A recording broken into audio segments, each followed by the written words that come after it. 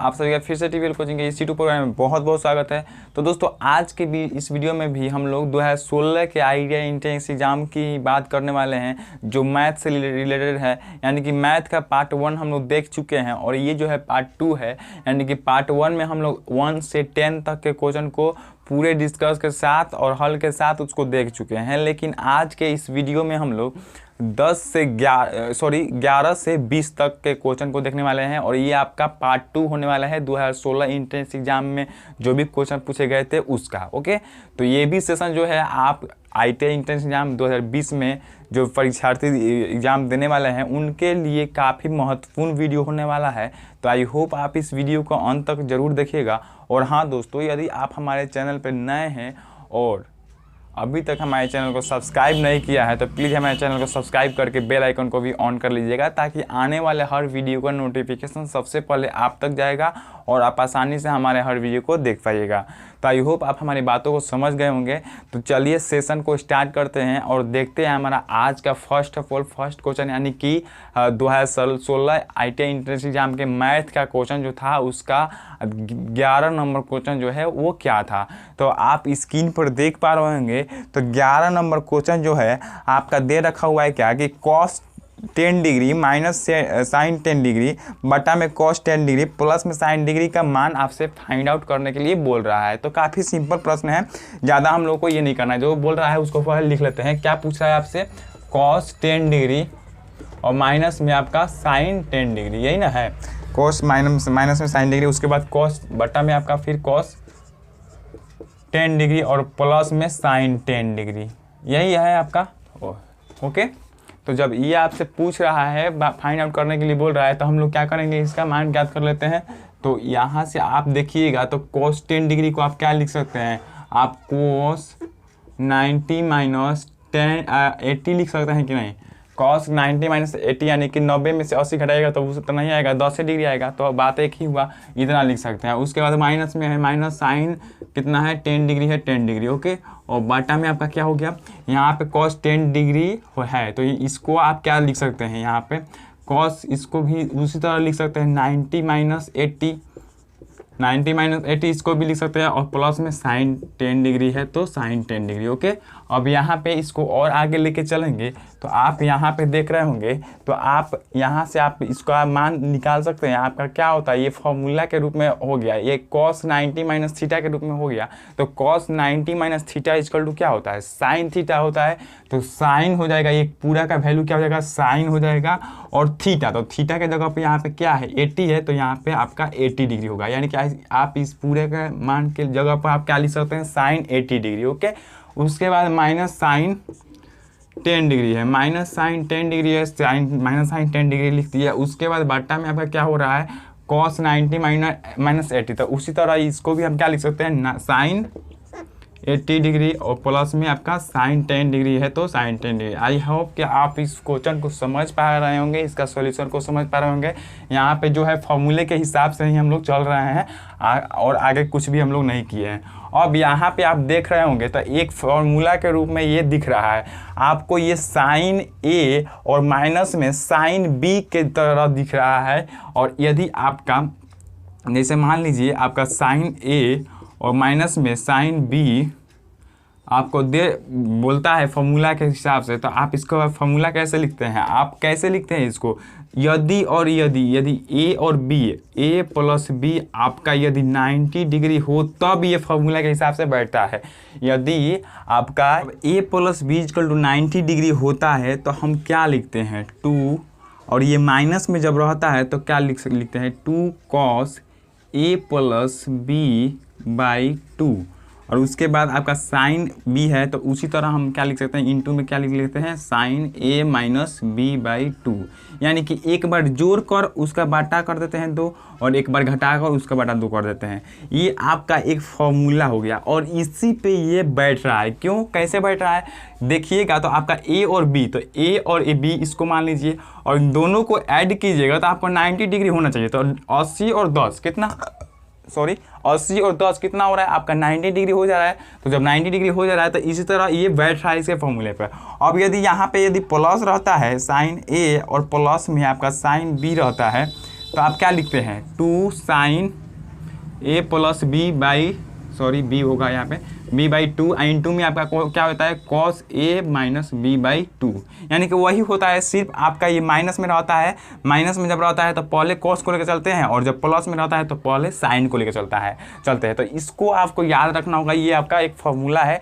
यदि आप note down करना चाहते हैं तो नोट कर सकते हैं। ओके, अब देखिए यहाँ पे हम इसको तो इसके फॉर्म में देख पा रहे होंगे, तो इसी तरह इसको हम लोग क्या कर देंगे, यहाँ पे लिख देंगे। तो अब देखिए, तो इसको इक्वल टू में लिखेंगे, तो यहाँ पे 2 है तो 2, अब cos A plus B by 2, तो कॉस है तो पहले कॉस लिख लेते हैं, उसके बाद ए प्लस बी बाई 2, तो ए क्या है, ए यहाँ पे 80 है और बी यहाँ पे 10 है, तो 80 और 10 कितना होगा 90 हो जाएगा, और 90 का बटा में 2, तो 90 और बटा 2 कितना हो जाएगा 45 हो जाएगा। तो यहाँ पे आप क्या लिख सकते हैं 45। ओके, अब उसके बाद इंटू में साइन होता है, तो इंटू में साइन ले लेंगे, और उसके बाद एक बार घटाकर, तो एक बार घटाकर 80 में से 10 घटा लेंगे तो कितना हो जाएगा 70, और 70 के बटा में 2 यानी कि 35 हो जाएगा।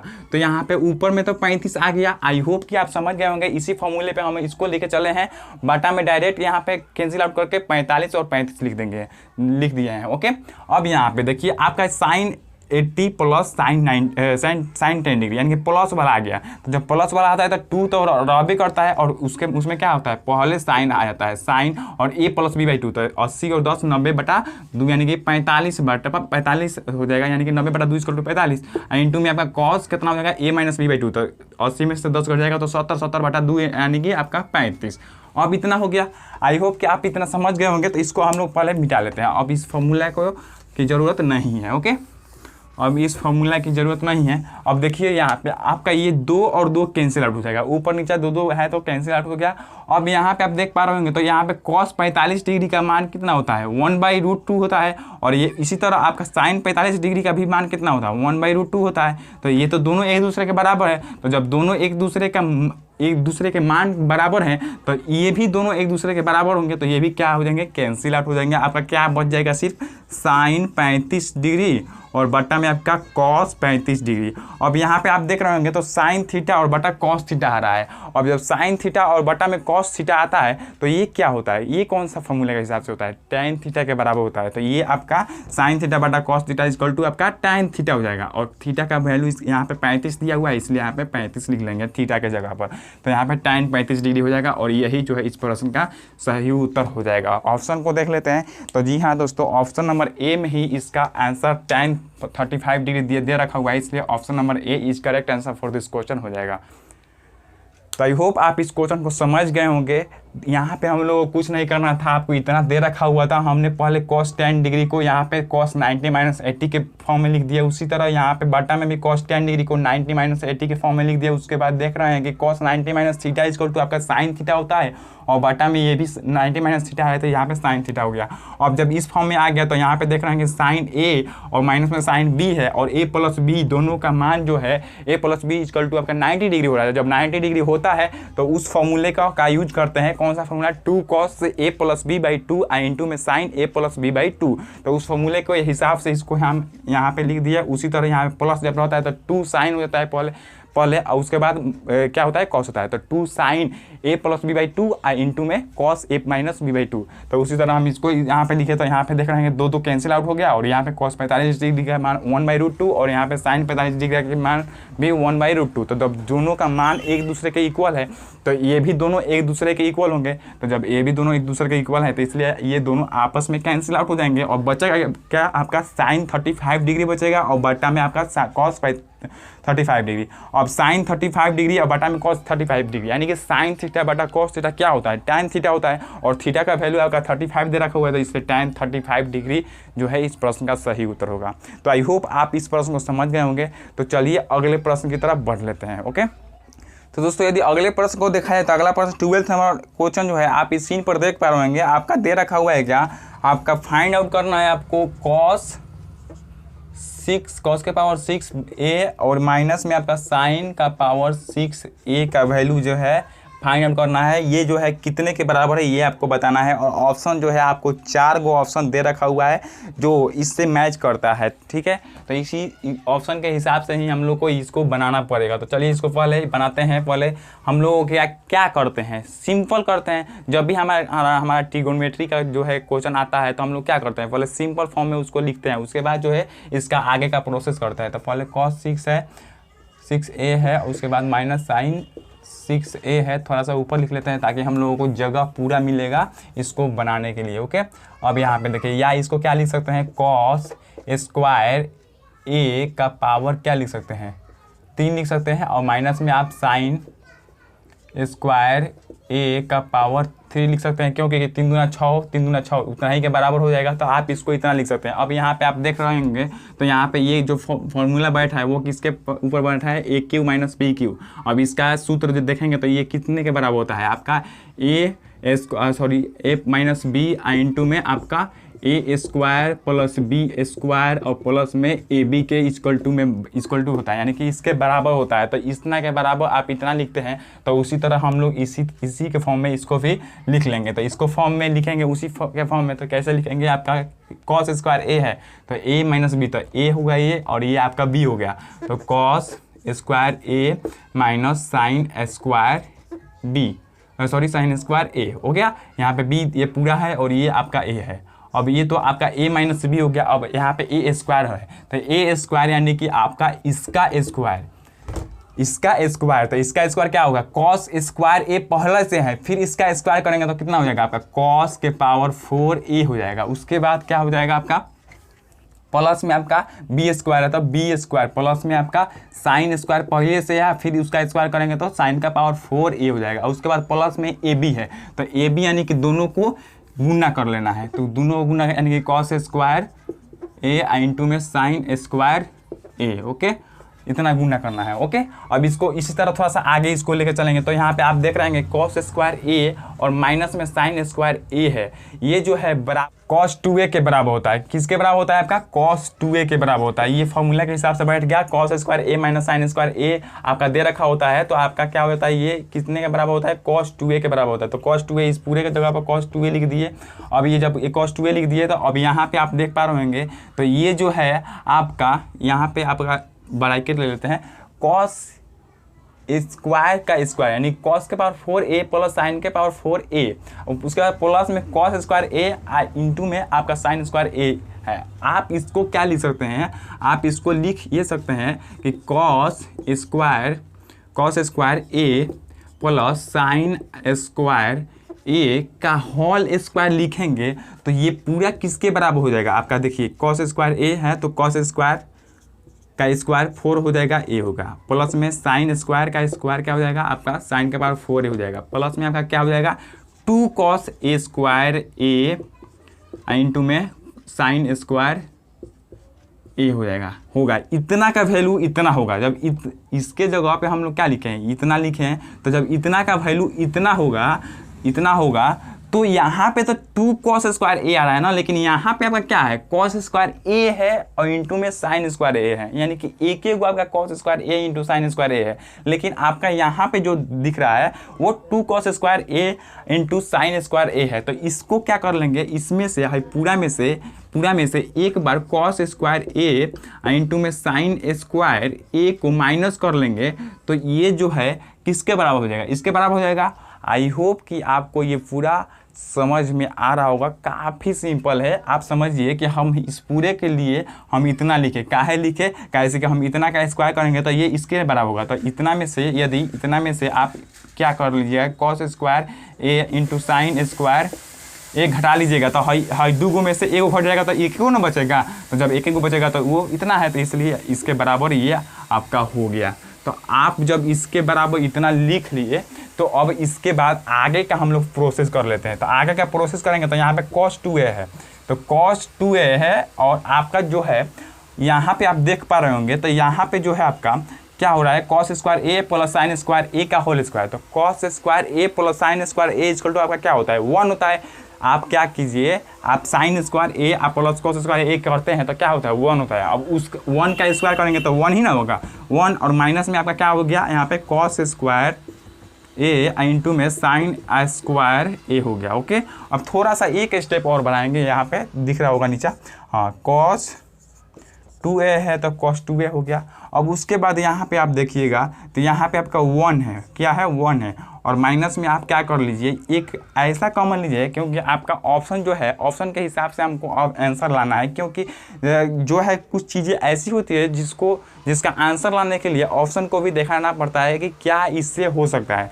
तो यहाँ पे आप यदि 4 क्या कर लीजिएगा मल्टीप्लाई में कीजिएगा, इतना में 4 से मल्टीप्लाई कीजिएगा तो यहाँ पे 1/4 तो एक और कॉमन लेना पड़ेगा ना, तो यहाँ पे आप 4 आपका कैंसिल आउट हो जाएगा तो एक ही बचेगा, तो कोई आपका ये नहीं हो रहा है। तो यहाँ पे 1/4 × 4 cos स्क्वायर ए इंटू में साइन स्क्वायर ए लिख सकते हैं कि नहीं।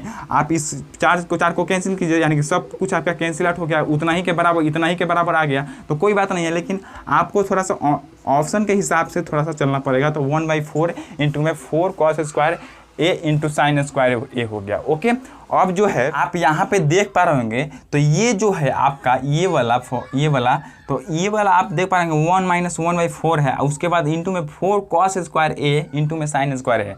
यदि सिर्फ आपका cos स्क्वायर ए इंटू में साइन स्क्वायर ए रहता तो सिर्फ आपका साइन 2a हो जाता। तो यहाँ पे जो है आपका 4 आ गया है, तो इसके जगह पे पूरा के जगह पे आप क्या लिख सकते हैं, आप यहाँ पे डायरेक्ट लिख लीजिए cos 2a है तो cos 2a लिखिए, cos 2a इंटू में आपका 1 - 1/4 है तो 1/4। अब इस पूरा के लिए आप क्या लिख सकते हैं, आप लिख सकते हैं साइन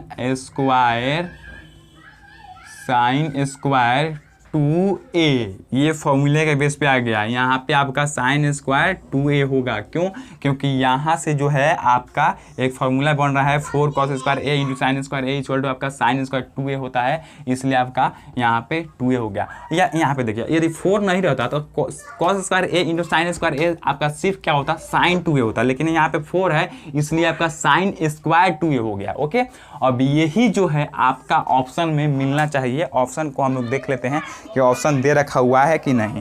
तो आप ऑप्शन को देखेंगे तो आपका ऑप्शन नंबर सी में सेम टू सेम यही जो है आंसर दे रखा हुआ है, इसलिए option number C is correct answer for this question हो जाएगा।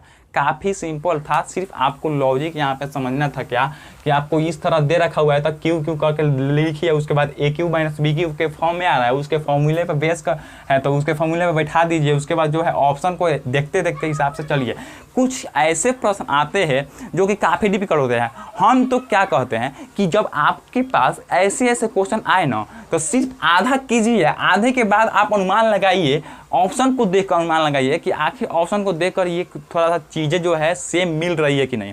तो सेम मिल रही है, क्यों, यदि आप यहीं से आप देखिएगा, यहीं से आप इतना ही सिर्फ बनाइएगा और यहीं से आप देखिएगा तो यहाँ पे आपका ऑप्शन के हिसाब से आपको दिख जाएगा कि अरे यार 1/4 तो यहाँ से कॉमन ले लिया है, उसके बाद cos square A into sine square A equal to आपका साइन 2a हो भी करता है, तो यहाँ पे 1/4 कॉमन ले लिया हुआ है, उसके बाद 4 से मल्टीप्लाई कर दिया हुआ है, यानी कि 1/4 वाला ही आपका ऑप्शन सही होगा। तो ऑप्शन नंबर सी में ही जो है 1/4 वाला छुपा हुआ है, इसलिए आपका option number C is correct answer for this question हो जाएगा। तो इस तरह जो है हम लोगों को एग्जाम में ज़्यादा करने की भी ज़रूरत नहीं पड़ती है। तो आप क्या कीजिएगा, ज़्यादा इंटेलिजेंट या ज़्यादा मतलब ये बनने की ज़रूरत न समझिएगा।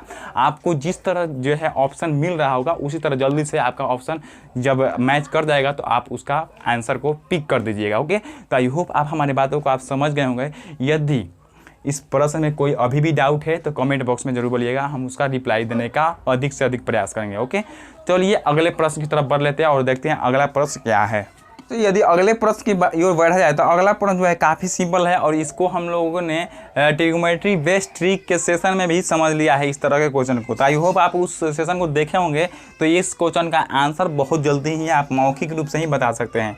आपका दे रखा हुआ है क्या, साइन स्क्वायर आपका 75 डिग्री दे रखा हुआ है और प्लस में साइन आपका साइन स्क्वायर 15 डिग्री और माइनस में आपका साइन स्क्वायर 90 डिग्री दे रखा हुआ है और इसी का वैल्यू जो है फाइंड आउट करने के लिए बोल रहा है। काफ़ी सिंपल है, आपको कुछ नहीं करना है। आपका साइन स्क्वायर है, साइन स्क्वायर आने दीजिए और आप क्या कीजिए 75 को 90 माइनस थीटा करेंगे तो 90 माइनस कितना करेंगे कि आपका 75 होगा, तो 90 में से 15 घटा लेंगे तो आपका क्या आ जाएगा, आपका 75 हो जाएगा। और प्लस में आपका साइन स्क्वायर है तो साइन स्क्वायर आपका 15 डिग्री हो गया। उसके बाद माइनस में साइन स्क्वायर 90 डिग्री है तो साइन स्क्वायर 90 डिग्री हो गया। ओके, काफ़ी सिंपल प्रश्न है, ज़्यादा ये नहीं करना है। अब देखिए साइन स्क्वायर 90 माइनस थीटा, यानी कि साइन 90 माइनस थीटा इसको आपका क्या होता है, कोस थीटा होता है। लेकिन आपका यहाँ पे स्क्वायर है तो इसलिए क्या हो जाएगा आपका कॉस स्क्वायर थीटा, और थीटा की जगह 15 डिग्री है तो 15 डिग्री। ओके, और प्लस में आपका साइन 15 डिग्री है तो साइन स्क्वायर 15 डिग्री हो गया, और माइनस में आपका साइन स्क्वायर 90 डिग्री है तो साइन स्क्वायर 90 डिग्री का मान डायरेक्ट लिखिए ना। 90 डिग्री का मान क्या होता है, साइन 90 डिग्री का मान 1 होता है,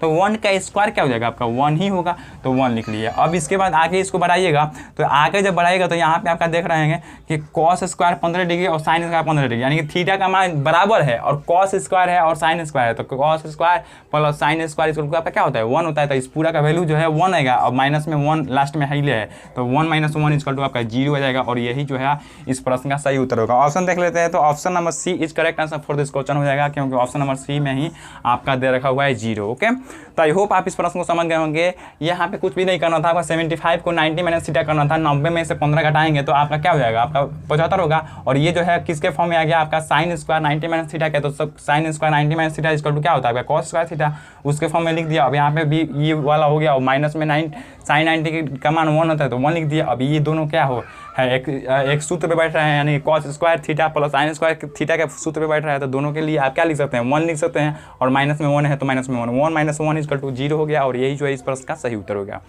तो आई होप आप इस प्रश्न को भी समझ गए होंगे। तो चलिए अगले प्रश्न की तरफ बढ़ लेते हैं।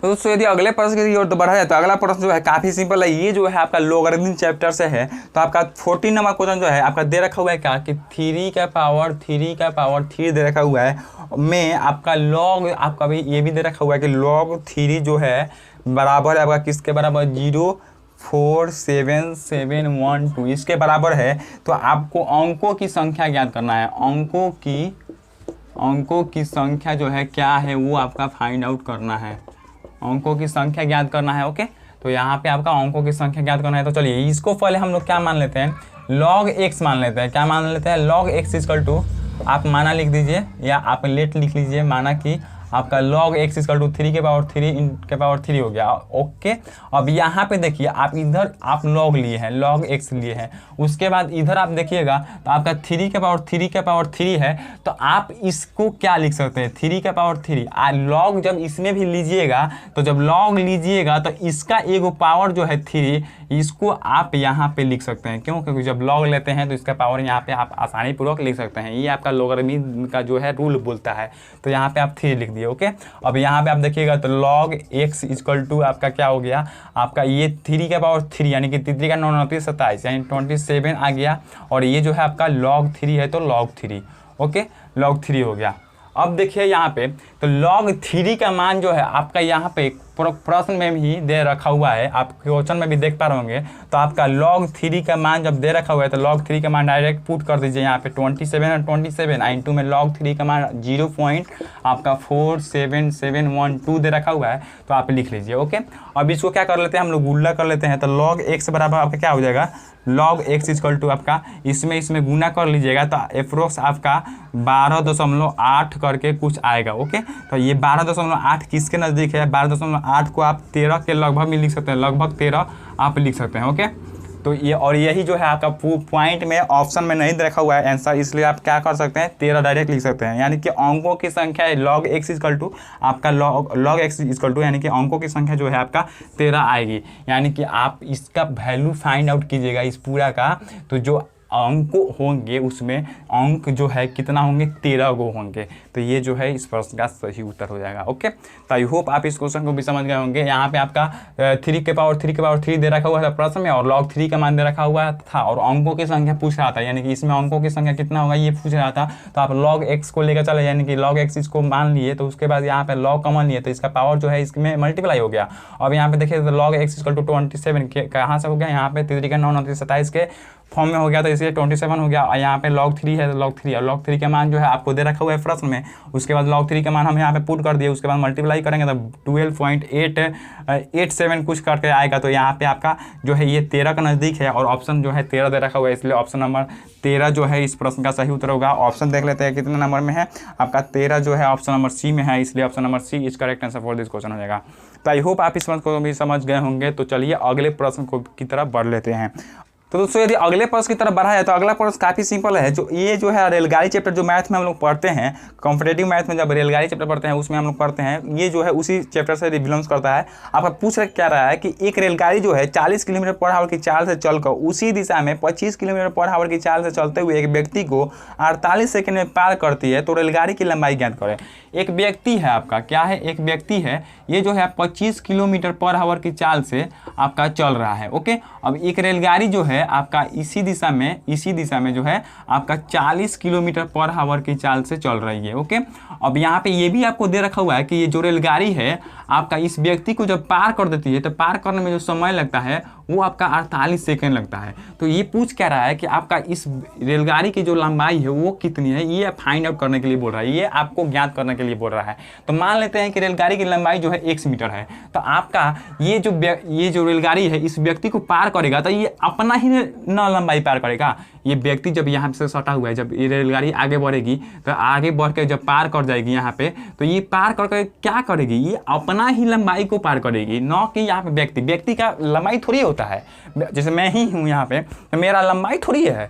हम यदि बहुत चौले होते, वहाँ तक होते, तो ये हमारा लंबाई होता है। लेकिन यहाँ पे रेलगाड़ी तो लंबाई है, क्योंकि रेलगाड़ी बहुत लंबी होती है और व्यक्ति का कोई लंबाई वगैरह नहीं होता है। लंबाई तो ये ऊर्ध्वाधर होता है ना इसका, लेकिन इस तरह लंबाई नहीं होता है। यानी कि जब चलेगा तो उसका लंबाई थोड़ी होगा, जैसे हम ही चल रहे हैं तो हमारा लंबाई थोड़ी हो रहा है, लेकिन इस रेलगाड़ी का लंबाई होगा। क्यों? क्योंकि इससे डब्बा के रूप में रहता है, इस तरह का रूप में रहता है, इसलिए आपका ये रेलगाड़ी का लंबाई हो गया। अब ये व्यक्ति को पार करता है तो ये अपनी ही खुद लंबाई को पार करता है, यानी कि आपका ये यहाँ पे दूरी जो होगा वो आपका 1 मीटर हो जाएगा। ओके, और यही जो है आपको फाइंड आउट करना है। और चाल जो है आपका क्या हो जाएगा, यहाँ पे चाल जो है दूरी बटा चाल होता है। समय का यदि आप निकालिएगा समय का मान, समय बराबर आपका समय बराबर यदि निकालिएगा तो दूरी बटा चाल होता है। क्या होता है? दूरी बटा चाल। तो दूरी क्या हो रहा है आपका 1 मीटर हो रहा है। क्यों? क्योंकि ये अपनी ही लंबाई को पार कर रहा है, तो 1 हो गया।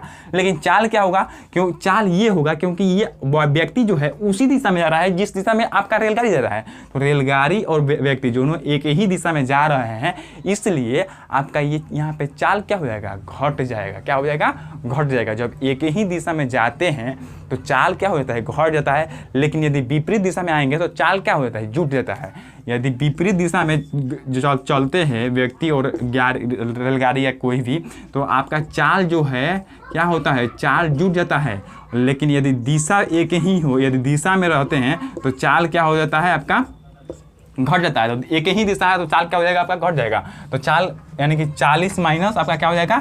25। यहाँ पे व्यक्ति का चाल 25 है तो 25 हो जाएगा।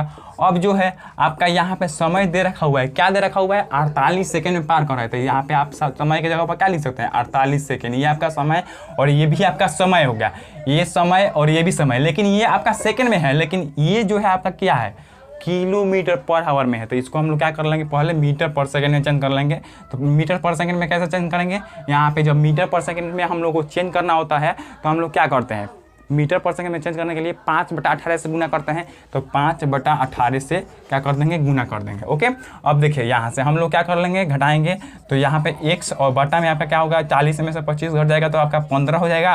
और 15 गुने 5/18, तो 18 जो है ऊपर चला जाएगा। यहाँ पे कर देते हैं 18 को। अब इस कल्टू में आपका क्या हो गया? 48 से तो 48। अब जो है आपका यहाँ से आप कैंसिल आउट कीजिएगा तो यहाँ पे 9 दूना 18, यहाँ पे यहाँ पे 3 6 का 18 और 3 5 15 हो गया। अब ये 6 है आपका, इसको कैंसिल आउट कितने बार में करेगा? 6 8 है 48, 8 बार में कैंसिल आउट होगा। यहाँ से आपका x बराबर क्या निकल कर आएगा? नीचे दिख रहा है ना, x बराबर ये जो है 5 गुने 5 बचा है 25 में 8 से गुना हो जाएगा इधर। तो 25 गुने 8 बराबर आपका क्या होगा? 25 चौका 100 और फिर 25 चौका 100, 200 हो जाएगा। और ये 200 मीटर जो है आपका दूरी हो जाएगा। क्या किसकी दूरी हो जाएगा? ये ट्रेन की लंबाई या इस व्यक्ति को पार करने में वो दूरी। तो ये दूरी जो क्या हो जाएगा आपका? 200 मीटर होगा। और यही इस प्रश्न का सही उत्तर होगा। ऑप्शन देख लेते हैं है कि नहीं। जी हाँ दोस्तों, ऑप्शन नंबर सी में दे रखा हुआ है 200 मीटर, इसलिए option number C is correct answer for this question होगा। काफ़ी सिंपल क्वेश्चन था, सिर्फ आपको समझने का ये प्रॉब्लम था। आपको दे रखा हुआ था क्या कि एक व्यक्ति है और एक रेलगाड़ी है। एक व्यक्ति का चाल जो है 25 किलोमीटर पर आवर है, रेलगाड़ी का चाल जो है 40 किलोमीटर पर आवर है, लेकिन दोनों एक ही दिशा में जा रहे हैं। तो जो है रेलगाड़ी को उस व्यक्ति को पार करने में 48 सेकंड लगता है। तो जब 48 सेकंड पार लगता है तो उस जो है रेलगाड़ी का जो है दूरी क्या है या चाल क्या है, सॉरी दूरी या आपका उस रेलगाड़ी का लंबाई क्या है, ये आपको बोल रहा था फाइंड आउट करने के लिए। तो रेलगाड़ी की लंबाई आप मान लेते हैं x मान लेते हैं क्यों? क्योंकि आप यहाँ पे देखिएगा तो यहाँ पे जो व्यक्ति है, व्यक्ति का लंबाई नहीं होता है, इसलिए सिर्फ आप x मान लीजिएगा दूरी को। तो आप इसी को आपको फाइंड आउट भी करना है, तो x मान लीजिए।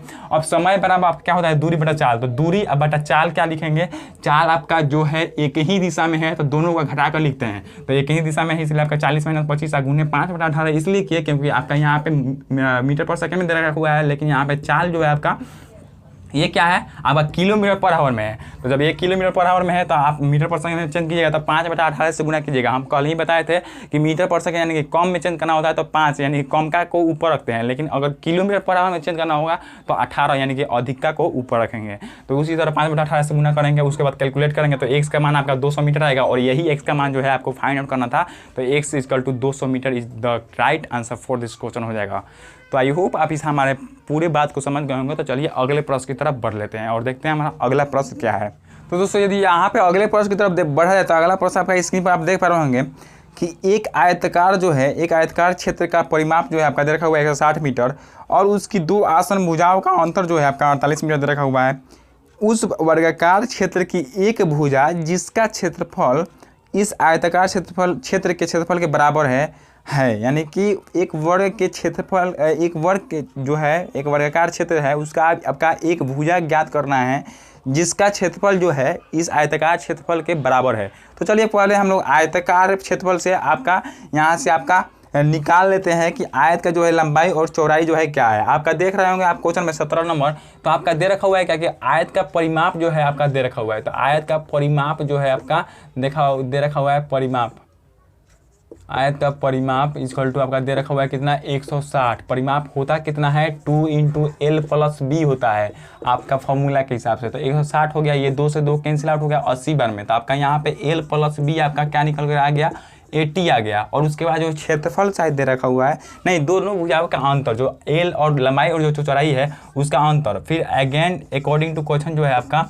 क्या दे रखा हुआ है कि L - B = दे रखा हुआ है आपका 48 मीटर दे रखा हुआ है। तो ये जो है आपका एक समीकरण हो गया और ये दूसरा समीकरण हो गया। यहाँ से हम L और B का मान निकालें तो आप निकाल सकते हैं जोड़ कर इसको। तो ये B कैंसिल आउट हो जाएगा, 2L = आपका कितना हो जाएगा 8 8 4 12। तो L बराबर आपका कितना हो गया, ये 2 6 12 और 2 4 8 यानी 64 आ गया आपका L। तो आपका जब 64 L आ गया तो B आपका क्या निकल कर आ गया, यहाँ पे आप 64 का मान रखिएगा तो इसमें से गया के 80 में से घट जाएगा 64। तो कितना हो जाएगा 16 4 0 में से 4 घटा आपका 6, और उसके बाद यहाँ पे 1 में से 7 में से 6 घटा तो 1 यानी कि 16 आ गया B का मान। तो जब 16 B का मान और L का मान आ गया, यहाँ पे आपका आप देख पा रहे होंगे यहाँ पे समीकरण से हम लोग क्या कर लिए L और B का फाइंड आउट कर लिए मान।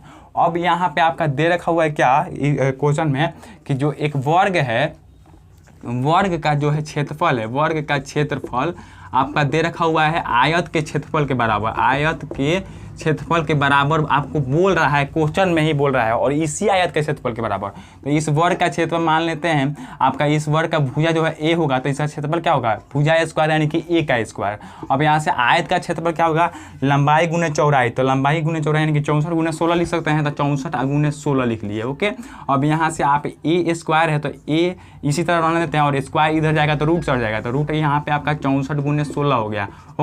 अब इस रूट को हटाएंगे तो यहाँ पे 64 है तो 64 की जगह पे आप क्या लिख सकते हैं 8 8 64, यहाँ पे 4 4 16, तो यहाँ पे 32 जो है यहाँ पे आपका a का मान निकल कर आएगा, और यही जो है वर्ग की भुजा है और यही जो है आपसे प्रश्न में भी पूछ रहा है। इसलिए ऑप्शन नंबर जो है यहाँ पे ऑप्शन देख लेते हैं कितना है, ऑप्शन नंबर जो है यहाँ पे ए नंबर ही ऑप्शन सही है इस क्वेश्चन का। तो इसलिए option number A is correct answer for this question हो जाएगा। यहाँ पे आपको कुछ भी नहीं बोल रहा है, आपका बोल क्या रहा है कि आयत का परिमाप आपको बोल रहा है कि 160 दे रखा हुआ है, तो यहाँ से L + B 2 × L + B यानी कि आयत का परिमाप होता है, तो L + B का मान आपका 80 निकल कर आएगा। और उसके बाद अंतर जो है लंबाई और चौड़ाई का वो भी दे रखा हुआ है आपका 48, तो यहाँ से आपका L बराबर 60 हो गया 64 हो गया। क्यों? क्योंकि आप एक समीकरण इसको मान लीजिए, दूसरा समीकरण इसको मान लीजिए, दोनों को जोड़ेंगे तो यहाँ से आपका B कैंसिल आउट 2L = 128 हो जाएगा, और यहाँ से L = 64, तो L = 64 हो गया। तो यहाँ पे हम B के जगह पे L के जगह पे 64 रख देंगे, तो B यहाँ से हम लोग का फाइंड आउट हो जाएगा, ये L प्लस में जाएगा तो माइनस में, तो 80 में से 64 कट जाएगा तो 16 हो जाएगा। तो L और B यहाँ से फाइंड आउट हो गया। उसके बाद प्रश्न में क्या बोल रहा था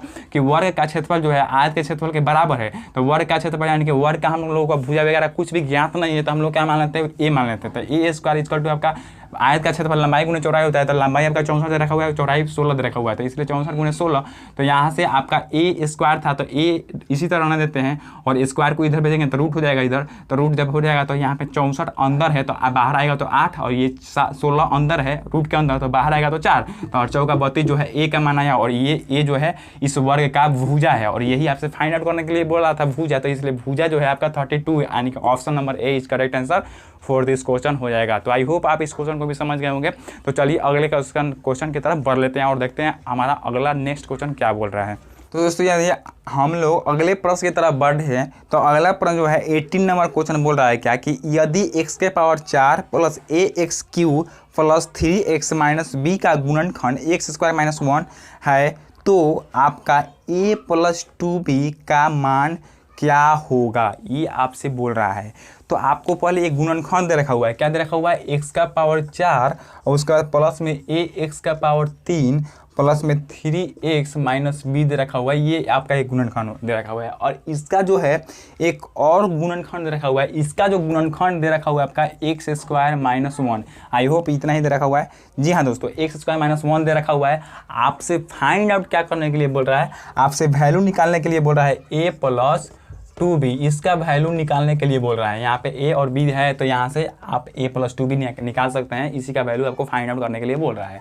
तो फर्स्ट ऑफ ऑल जो है हम लोग यहाँ से a और b का मान निकालते हैं। तो a और b का मान कैसे निकालेंगे, तो यहाँ पे हम देखेंगे तो ये आपका इसका गुणनखंड है, इसका गुणनखंड है ये, तो आपको इसको तोड़ेंगे तो क्या क्या किस में टूट जाएगा, तो ये आपका एक्स स्क्वायर माइनस 1 का स्क्वायर के फॉर्म में है, तो आप इसको क्या लिख सकते हैं, a square minus b square का फॉर्म में हो गया, तो आप एक बार जोड़ सकते हैं इसको और एक बार घटा सकते हैं इसको। ओके, तो जब एक बार जोड़ सकते हैं एक बार घटा सकते हैं, और ये पूरा किसके बराबर हो सकता है, ये 0 के बराबर होता है। तो यहाँ से आपका x का मान जो है 2 को निकल कर आएगा, एक तो -1 निकल कर आएगा और ये जो है उधर जाएगा तो +1 हो जाएगा, तो एक 1 निकल कर आएगा, यानी कि x का मान -1 और 1 निकल कर आ रहा है। तो हम लोग बारी बारी से यहाँ पे x का मान 1 और -1 रख के देखते हैं कि आखिर a और b जो है कितना निकल कर आता है। इसको पूरा के बराबर 0 लिख लेते हैं और यहाँ से आपका -1 का पावर 4 रख लेते हैं, क्योंकि यहाँ पे x का जगह पर -1 रखेंगे तो यहाँ पे -1 और उसके पावर 4 है तो 4, उसके बाद a इंटू में -1 का पावर q प्लस में 3 इंटू -1 और माइनस में b है तो b इक्वल टू में 0। ओके, अब इसको थोड़ा सा और आगे बढ़ाते हैं तो यहाँ पे -1 का पावर 4 तो यानी कि आपका 1 हो जाएगा, प्लस में यहाँ पे -1 का क्यू तो यानी कि -1 होगा और -1 में a से मल्टीप्लाई हुआ तो a होगा माइनस में, तो a माइनस में हो गया। उसके बाद ये -3 इंटू -1 इक्वल टू आपका -3 हो जाएगा, यहाँ पे -b है तो -b इक्वल टू 0।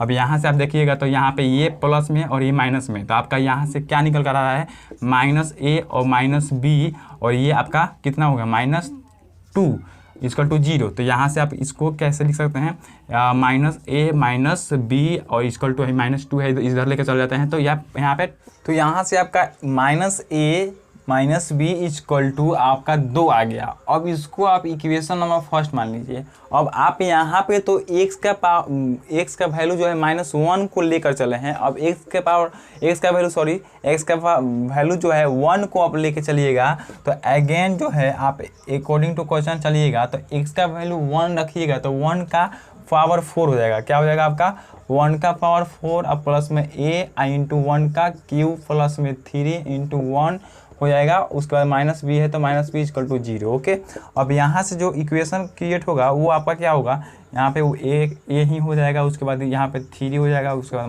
-b हो जाएगा, इक्वल टू 0 है तो 0 यहाँ पे आपका a और -b हो गया, और ये 1 3 4 हो गया, उधर जाएगा तो माइनस में 4 हो जाएगा, a - b इक्वल टू 4 आ गया। ये इक्वेशन आपका सेकेंड हो गया। ओके, अब यहाँ से यदि आप फाइंड आउट करना चाहें तो आप यहाँ से आप a और b का वैल्यू जो है फाइंड आउट कर सकते हैं, क्यों, क्योंकि एक समीकरण 1 और समीकरण 2 को यदि जोड़िएगा तो -a और -b और आपका a - b यहाँ पे इक्वल टू में 2 रखा हुआ है, यहाँ पे आपका 2 और सेकेंड नंबर इक्वेशन में माइनस में 4 रखा हुआ है। इसको जोड़िएगा तो यहाँ पे आपका a और a कैंसिल आउट हो जाएगा, और उसके बाद जो बचेगा यहाँ पे -2b बचेगा, इक्वल टू में आपका क्या हो जाएगा -4 और यहाँ पे +2 कितना हो जाएगा आपका -2। ये माइनस कैंसिल, b का मान जो है 1 आ गया। अब जब b का मान 1 आया तो b के जगह पे यदि 1 यहाँ पे रखिएगा तो ये माइनस में 1 इधर जाएगा तो प्लस में हो जाएगा, तो यहाँ पे क्या हो जाएगा +3 होगा, और ये है माइनस में, तो माइनस इधर चला जाएगा तो माइनस में 3, यानी कि ए का मान जो है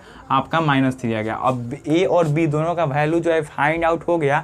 तो आपको फाइंड क्या करना था, क्वेश्चन में आपका a+2b equal to find out करना था। a+2b equal to find out करना था। ए का मान जो है वो -3 है, तो -3 अब प्लस में 2b, तो 2 × 1 इक्वल टू 2 हो जाएगा। तो यहाँ पे कितना आ जाएगा आपका -3 और +2 कितना हो जाएगा -1। तो यहाँ पे इस पूरा का वैल्यू जो है -1 आएगा और यही जो है इस प्रश्न का सही उत्तर होगा। कितना होगा -1। चलिए ऑप्शन देख लेते हैं। तो ऑप्शन में दे रखा हुआ है क्या आपका, ऑप्शन नंबर बी में दे रखा हुआ है -1, इसलिए option number B is correct answer for this question हो जाएगा। देन आई होप कि आपको ये पूरा क्वेश्चन समझ में आ गया होगा। कुछ नहीं था, सिर्फ हमको इस समीकरण का जो है ये आपका एक गुणनखंड के रूप में दे रखा हुआ था और इसका अभाज्य गुणनखंड भी दे रखा हुआ था a² - 1। तो इससे जो है हमका इसका अभाज्य गुणनखंड छोटे छोटे भागों में बांट लिए। तो यहाँ से आपका x = -1 और 1 निकल कर आ रहा है। तो यहाँ से हम एक बार x का पावर x का वैल्यू -1 रखेंगे और एक बार x का वैल्यू 1 रखकर देखेंगे तो दो को इक्वेशन क्रिएट होगा। अब जो दो को इक्वेशन क्रिएट होगा उससे हम a और b का वैल्यू जो है फाइंड आउट कर लेंगे। जब a और b का वैल्यू फाइंड आउट हो जाएगा तो उसके बाद जो है हमको फाइंड आउट क्या करना था, a+2b, तो उसके a और b के जगह पर हम लोग उसका मान रख देंगे। इस तरह जो है -1 जो है इस प्रश्न का सही उत्तर होगा। तो इस तरह जो है ये प्रश्न बनेगा। तो आई होप आप इस प्रश्न को समझ गए होंगे। तो चलिए अगले प्रश्न की तरफ बढ़ते हैं और देखते हैं 18 नंबर क्वेश्चन है जो है हम लोगों का क्या बोल रहा है। तो दोस्तों यदि अगले प्रश्न को देखा जाए तो आप स्क्रीन पर अगले प्रश्न को देख सकते हैं। आपका बोल क्या रहा है, 19 नंबर क्वेश्चन है। बोल रहा है कि 7 सेंटीमीटर व्यास के एक पाइप में 2 मीटर पर सेकेंड के वेग से जल प्रवाहित होता है। जल का प्रवाह लीटर प्रति मिनट क्या है, ये आपको फाइंड आउट करना है। लीटर और वो भी प्रति मिनट है, लेकिन आप क्वेश्चन में देखिएगा तो आपका वेग जो दे रखा हुआ है वो मीटर पर सेकेंड में दे रखा हुआ है। और आपका व्यास जो है पाइप आपको देखिएगा तो पाइप जो होता है वो आपका बेलनाकार का होता है। क्या होता है, बेलनाकार टाइप का होता है आपका पाइप। ये बेलनाकार आकृति का पाइप होगा, इसी तरह का होगा। अब इसका जो ये व्यास है, ये आपको दे रखा हुआ है 7 सेंटीमीटर। आई होप 7 सेंटीमीटर है।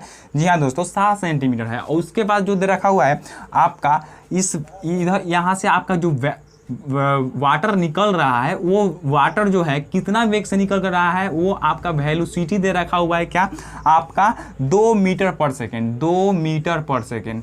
तो ये आपका वेलोसिटी वगैरह वेलोसिटी जो है आपका वेग दे रखा हुआ है। इससे वाटर निकलने का जो है चाल है वो आपका 2 मीटर पर सेकेंड दे रखा हुआ है। तो हम लोगों को फाइंड आउट क्या करना है, हम लोगों को जल का प्रवाह लीटर प्रति मिनट ज्ञात करना है। तो यानी कि लीटर प्रति मिनट यानी जल का प्रवाह मतलब कि है आपका ये बेलन है, ये बेलन से एक बार में जो है कितना पानी निकाल रहा है वो हमको फाइंड आउट करना है, यानी कि इसका आयतन निकालना है। सिंपल यदि लैंग्वेज में समझिए तो इसका आयतन निकालना है। तो आयतन कैसे निकलता है, यदि बेलन का आयतन हम बोले कि क्या होता है, तो बेलन का आयतन जो है आपका क्या होता है, यहाँ पे हम लोग लिख लेते हैं। बेलन का आयतन क्या होता है आपका πr²h। अब देखिए h यहाँ पे है, लेकिन आपको h तो क्वेश्चन में दे नहीं रखा हुआ है, तो h है आएगा कहाँ से। तो h जो है आप h जो है इस वेलोसिटी को कह सकते हैं, क्योंकि ये जो है यहाँ से यहाँ तक जो प्रेशर बना रहा है, वेग बना रहा है वही है। तो यहाँ से यहाँ तक क्या वेग को आप वेलोसिटी यानी कि h जो है ऊंचाई भी या आप इसका लंबाई भी कह सकते हैं, क्योंकि वही इतना ही तेज़ी से वो आपका प्रेशर बनाकर उस जल को बहा रहा है। तो इसलिए आप इसको h भी कह सकते हैं। तो यहाँ से h इक्वल टू आपका 2 मीटर पर सेकेंड है। आज आप इस मीटर पर सेकेंड को क्या कीजिए मीटर प्रति मिनट में चेंज कर लीजिए। तो जब मीटर प्रति मिनट में चेंज करेंगे तो 2 में आप क्या कर लीजिएगा 60 से गुना कर लीजिएगा। तो 120 जो है आपका मीटर प्रति मिनट हो जाएगा। क्या हो जाएगा, मीटर प्रति मिनट। अब देखिए लेकिन यहाँ पे व्यास जो है आपका 7 है, तो यहाँ से आपका r क्या निकल कर आ जाएगा 7/2 और ये सेंटीमीटर में है और ये सेंटीमीटर में है। तो इसको मीटर में यदि चेंज करा जाए तो इस मीटर में चेंज करने के लिए क्या होगा 100 से गुना करना पड़ेगा। तो ये पूरा नीचे क्या हो जाएगा 7/200 हो जाएगा, यानी कि आपका r बराबर वही क्या हो गया 7/200 हो गया। तो इस तरह हम यहाँ पे कर लेते हैं। यहाँ पे πr² है, तो पाई का वैल्यू क्या होता है 22/7, तो 22/7 हो गया r²। तो r का वैल्यू क्या है 7/20 200, तो 7/200 का स्क्वायर यानी कि 7 × 7 × 200। ओके, अब देखिए गुना में एच, तो एच का हम लोग क्या लिख सकते हैं यहाँ पे 120 मिनट प्रति मिनट, क्या 120 मीटर प्रति मिनट। क्यों? क्योंकि यही जो है आपका वेलोसिटी दे रखा हुआ है, लेकिन ये आपका सेकंड में दे रखा हुआ था, लेकिन हमको क्या करना होगा, मीटर प्रति मिनट में चेंज करना होगा। ओके, तो इस तरह जो है हम लोग को ये भी चेंज हो गया। अब उसके बाद जो है हम इसको कैंसिल आउट करेंगे तो 7 से 7 कैंसिल आउट, ये आपका कैंसिल आउट होगा 11 दूना 22 बार में, ये जो है आपका 100 बार में, और यहाँ से 0 कैंसिल आउट हो गया। अब उसके बाद हम लोग देखेंगे तो यहाँ से आपका क्या कैंसिल आउट हो रहा है, तो यहाँ से कुछ भी अब कैंसिल आउट नहीं हो रहा है, तो हम लोग क्या करते हैं, फर्स्ट ऑफ ऑल इसको गुना करके डायरेक्ट लिख लेते हैं। तो यहाँ से एक बार और देख लेंगे, तो यहाँ से आपका 5 दूना 10 हो जाएगा और 6 दूना 12 हो जाएगा, ये आपका 3 दूना 6 हो जाएगा, ये आपका 100 बार में हो गया। अब नहीं कटेगा, शायद नहीं कटेगा, हाँ। तो 11 गुने 7, 11 गुना 7 गुना आपका 3 आया, और बटा में आपका क्या आया, 5 गुना 100, 5 गुना 100। लेकिन आपको जो है क्वेश्चन में क्या दे रखा हुआ है, आपको क्वेश्चन में जो पूछ रहा है कि जल का प्रवाह जो है वो लीटर प्रति मिनट में होना चाहिए, लेकिन ये आपका जो है क्या दे रखा हुआ है, मीटर प्रति मिनट। तो लीटर प्रति मिनट में ज्ञात करने के लिए आपको क्या करना होगा, 1000 से गुना करना होगा।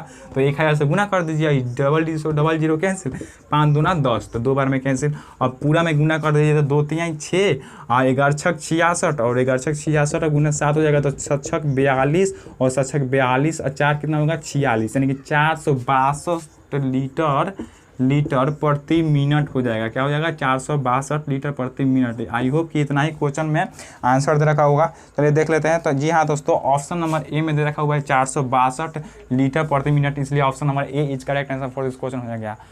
आई होप कि आप इस क्वेश्चन को समझ गए होंगे, नहीं समझे हैं एक बार और देख लेते हैं। बेलन का आयतन पाई आर इसका एच होता है। आपको बेलनाकार ही जो है पाइप जो होता है, पाइप बेलनाकार ही होता है, और उसका जो व्यास है वो आपका 7 सेंटीमीटर दे रखा हुआ है। यदि आप त्रिज्या मालूम कीजिएगा तो व्यास का आधा होता है त्रिज्या, तो 7/2 हो गया त्रिज्या, लेकिन ये आपका सेंटीमीटर में है। इसको हम क्या करेंगे, मीटर में चेंज करेंगे, तो बाटा में 100 से गुना कर देंगे, तो आपका कितना हो जाएगा, 7/200 आपका त्रिज्या हो गया। और ये कितना क्या किसी में आया, आपका मिनट में, मीटर में आया। अब उसके बाद जो है वेग जो दे रखा हुआ है आपका 2 मीटर पर सेकेंड के चाल से जो है प्रवाह दर है जो है ये 2 मीटर पर सेकेंड है। तो प्रवाह दर कहिए या ऊंचाई कहिए, क्यों, क्योंकि ये यहाँ से जो प्रेशर बना रहा है यही ना उसका वेग हुआ। तो जब यहाँ से ये प्रेशर बना रहा है, यानी कि यहाँ से यहाँ तक की ऊंचाई या लंबाई, तो उसको एच मान सकते हैं। और वो मीटर पर सेकेंड में था, तो उसको हम क्या कर लिए, उसको हम चेंज कर लिए मिनट में, मीटर प्रति मिनट में। तो मीटर प्रति मिनट में चेंज करेंगे तो 120 मीटर प्रति मिनट हो गया। अब आपसे पूछ क्या रहा है कि जो है लास्ट में आपसे पूछ रहा है क्वेश्चन में, जल का प्रवाह जो है लीटर प्रति मिनट में ज्ञात करिए। तो लीटर प्रति मिनट में ज्ञात करने के लिए हम क्या करेंगे, आयतन में 1000 से गुना कर देंगे। तो आयतन इतना निकल कर आया, उसमें 1000 से गुना किए, उसके बाद जो आया वो आपका 462 लीटर प्रति मिनट आया। इस तरह जो है इस प्रश्न का ये सही उत्तर हो गया। तो आई होप आप इस प्रश्न को समझ गए होंगे। तो चलिए आज के इस सेशन के लास्ट क्वेश्चन को देख लेते हैं और देखते हैं हमारा 20 नंबर क्वेश्चन जो है वो क्या है और वो क्या बोल रहा है। तो आप 20 नंबर क्वेश्चन यदि स्क्रीन पर देख पा रहे होंगे तो आपका बोल रहा है क्या कि चित्र में एडी जो है वृत्त का व्यास है, एडी वृत्त का व्यास है, सही है। और उसके बाद कोण BCD जो है 120 डिग्री है, तो कोण ADB का मान ज्ञात करें। तो कोण ADB का मान ज्ञात करना है, ये आपको फाइंड आउट करना है। काफ़ी सिंपल क्वेश्चन है। चलिए चक्रीय चतुर्भुज हम आपको पढ़ाए हैं, उसी से रिलेटेड क्वेश्चन है। चलिए पहले हम लोग बोर्ड को क्लीन कर लेते हैं। तो दोस्तों इस क्वेश्चन का फर्स्ट हम लोग फिगर जो है इस बोर्ड पे बना लेते हैं। तो फिगर जब बनाएंगे तो ये आपका वृत्त हो गया, यही आपको दे रखा हुआ है। और ये जो है आपका AD जो है एक व्यास दे रखा हुआ है, AD जो है आपका व्यास दे रखा हुआ है। और इस AD से जो है एक त्रिभुज क्रिएट किया हुआ है, ये त्रिभुज आपको ऐसे क्रिएट किया हुआ है, ऐसे। ओके, अब उसके बाद जो है इसका जो नाम दिया हुआ है वो आपका B रखा हुआ है। और उसके बाद यहाँ से एक ऐसे भुजा ले गया है, और उसके बाद यहाँ से एक ऐसे भुजा ले गया है, और इसको जो है आपका C जो है रख दिया है नाम। अब उसके बाद जो है दे रखा हुआ है क्या कि कोण BCD इक्वल टू आपका 120 दे रखा हुआ है। क्या दे रखा हुआ है, 120 दे रखा हुआ है। और उसके बाद जो है आपको क्वेश्चन दे रखा हुआ है क्या, क्वेश्चन में आपका ये तो आपका केंद्र हो गया। ओके, अब क्वेश्चन में कुछ नहीं दे रखा हुआ है। अब आपसे फाइंड आउट करने के लिए बोल रहा है क्या कि BDA यानी कि ये वाला एंगल जो है आपको फाइंड आउट करने के लिए बोल रहा है। तो मान लेते हैं इसका जो है वैल्यू है आपका x है। अब देखिए जब वृत्त में कोई भी फिगर बनता है 4 गो भुजा के मिलने से, तो वो आपका चक्रीय चतुर्भुज होता है। क्या होता है, चक्रीय चतुर्भुज। और हम आपको पहले ही बता चुके हैं कि चक्रीय चतुर्भुज में आमने सामने का जो एंगल होता है वो दोनों एंगल का योग जो होता है, एडिशन जो होता है, वो आपका 180 के इक्वल टू होता है, यानी कि इक्वल होता है। तो ये जो है आपका एक चक्रीय चतुर्भुज बन रहा है। कैसा बन रहा है? एक चक्रीय चतुर्भुज बन रहा है, वृत्त के अंदर है चूंकि, इसलिए ये चक्रीय चतुर्भुज है। और इस चक्रीय चतुर्भुज में ये और ये आमने सामने का भुजा है, आमने सामने का कोण है, एंगल है, तो ये दोनों का योग जो होगा वो आपका 180 के बराबर होगा। तो आप देखिएगा तो यहाँ पे आपका 120 ऑलरेडी इसका मान दे रखा हुआ है। तो ये जब 120 डिग्री ऑलरेडी हो चुका तो ये आपका कितना होगा? 60 डिग्री होगा। तो वही ना जो इन दोनों को ऐड करेंगे तो 180 डिग्री होगा। तो अब ये आपका 60 डिग्री हो गया। लेकिन आपको फाइंड आउट करना है ये वाला वैल्यू, ये वाला एंगल फाइंड आउट करना है। अब देखिए मेरे साथियों, यहाँ से आप इसको देखिएगा तो ये आपका फर्स्ट ऑफ ऑल क्वेश्चन में ही दे रखा हुआ है कि ये आपका व्यास है एडी, और व्यास से जब भी आप वृत्त के परिधि पर किसी भी प्रकार से जो है आप त्रिभुज बनाइएगा तो या ये वाला जो है जो टच करेगा वृत्त के परिधि पर, वो वाला एंगल जो है 90 डिग्री बनाएगा। क्या होगा? 90 डिग्री बनेगा। अब ये जो है आपका 90 डिग्री हो गया। अब देखिए आपको फाइंड आउट करना है ये एक्स, और ये जो है आपका 90 डिग्री हो गया, और ये आपका 60 डिग्री हो गया। 9, 6, 15, ये आपका 150 डिग्री ऑलरेडी हो गया। और त्रिभुज के तीनों कोनों का एंगल जो होता है, योग जो होता है, वो आपका 180 होता है। तो जब 180 होता है तो 150 ऑलरेडी हो गया। तो ये जो है एंगल आपका कितना हो जाएगा? 180 में से आप 150 माइनस कर दीजिएगा तो कितना होगा? 30 होगा। और ये जो है आपका 30 होगा, और यही ऑप्शन में होगा आंसर, और यही जो है इस प्रश्न का सही उत्तर होगा। आई होप क्या आप इस प्रश्न को सिर्फ फिगर से ही समझ गए होंगे। इस तरह का क्वेश्चन हम लोग काफ़ी बार इसके पहले वीडियो में भी कर चुके हैं, तो इसमें कोई कन्फ्यूजन नहीं होना चाहिए। ओके, आप एक बार और समझ लीजिए, चक्रीय चतुर्भुज में आमने सामने की भुजाओं का योग जो है 180 डिग्री होता है। तो 120 ऑलरेडी था, तो ये जो है आपका 60 डिग्री हो जाएगा। क्यों? क्योंकि दोनों का योग 180 डिग्री होता है। 180 में से 120 घट जाएगा तो ये आपका 60 डिग्री हो गया। अब उसके बाद इस त्रिभुज में देखेंगे तो त्रिभुज में जो है ये आपको व्यास दे दिया हुआ है, और वृत्त में बोलता है कि जब व्यास से किसी भी वृत्त के परिधि पर यदि आप भुजा को मिलाइएगा, दो गो भुजा को, तो वो जो भुजा जहाँ मिलेगी वृत्त पे, वो वहाँ पे जो एंगल क्रिएट करेगी वो एंगल जो होगा वो 90 डिग्री का होगा। तो ये जो एंगल यहाँ पे जो है इसमें यहाँ पे मिली, तो यहाँ ये वाला आपका एंगल 90 डिग्री का हो गया। अब ये 90 डिग्री ऑलरेडी हो गया इस कॉन्सेप्ट से, वृत्त के कॉन्सेप्ट से। ओके, अब ये 90 डिग्री हो गया। अब ये 90 डिग्री और ये 60 डिग्री। अब वृत्त के तीनों कोण का योग जो है 180 डिग्री होता है। तो ये 90 और 60, 150 हो गया ऑलरेडी। तो जो बचेगा वो आपका x का मान होगा। तो 180 में से 150 यानी 150 माइनस कर देंगे, वो आपका 30 डिग्री जो आएगा वो इस प्रश्न का सही उत्तर होगा। तो ऑप्शन देख लेते हैं। तो ऑप्शन जो है इस प्रश्न का देख लेते हैं। ऑप्शन नंबर जो है ए में ही इस प्रश्न का दे रखा हुआ है, ए में ही दे रखा हुआ है 30 डिग्री, इसलिए option number A is correct answer for this question हो जाएगा। तो आई होप कि आपको ये पूरा क्वेश्चन समझ में आ गया होगा और ये पूरा सेशन भी अच्छा लगा होगा। तो दोस्तों अच्छा लगा हो तो प्लीज़ लाइक कर दीजिएगा, और चैनल पर नए हैं तो सब्सक्राइब करके बेल आइकन को ऑन जरूर कीजिएगा।